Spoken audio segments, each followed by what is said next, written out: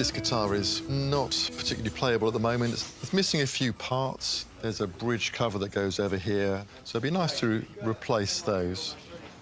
And the frets are very, very low now. But I think it's time to replace those frets. They're 50 years old. They look like original frets to me. And hopefully Dan will have many hours of enjoyment playing this guitar, which means so much to him. So for me, it's a real joy to be part of the story of bringing this guitar back to life again. David sets about breaking down the guitar so that he can work on the individual components, starting with the frets. So what I'm using is a soldering iron, which just helps to heat up the fibres of the wood. So these frets have got a barb that sits in the wood. And if you don't do this carefully, then that fret tang can tear out chunks of the wood. And these are actually coming out a lot easier than I thought they might for a guitar that's 50 years old. So I'm confident that actually these frets will come out, relatively easily. This guitar has got this rather nasty sort of gouge in the neck here. So what I'm actually doing is just starting to thin down the neck using a spoke shave until I start to come down below the surface and get into fresh wood.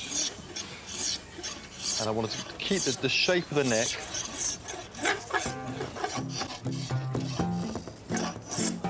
After the sanding down, David applies a stain, color matching it back to the original.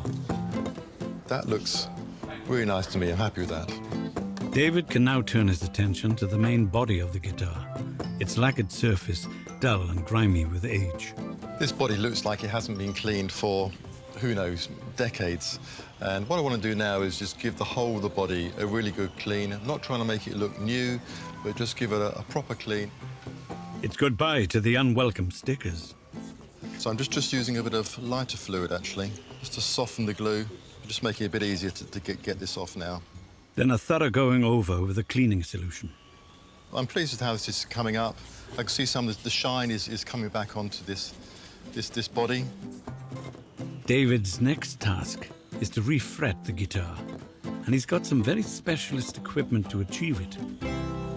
Fretboard on this guitar has got a curve, a radius on it, and so what I need to do now is to curve these frets so they'll sit properly into this fretboard.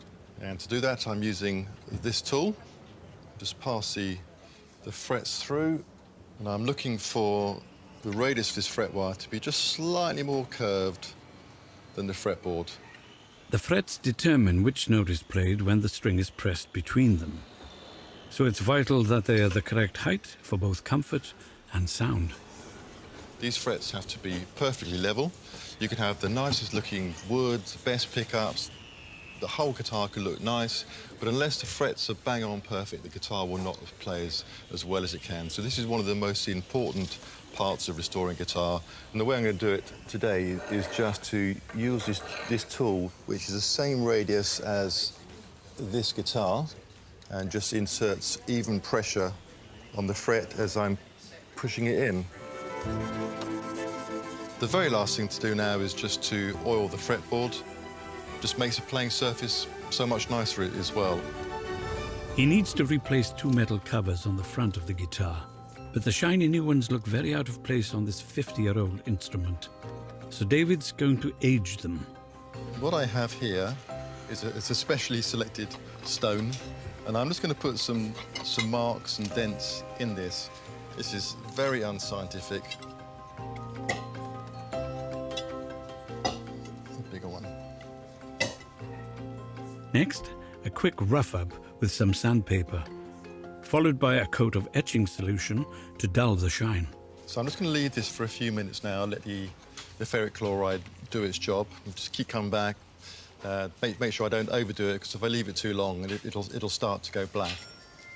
The guitar can then be rebuilt, ready to be played. And it's been a pleasure to work on this. I've enjoyed this very much.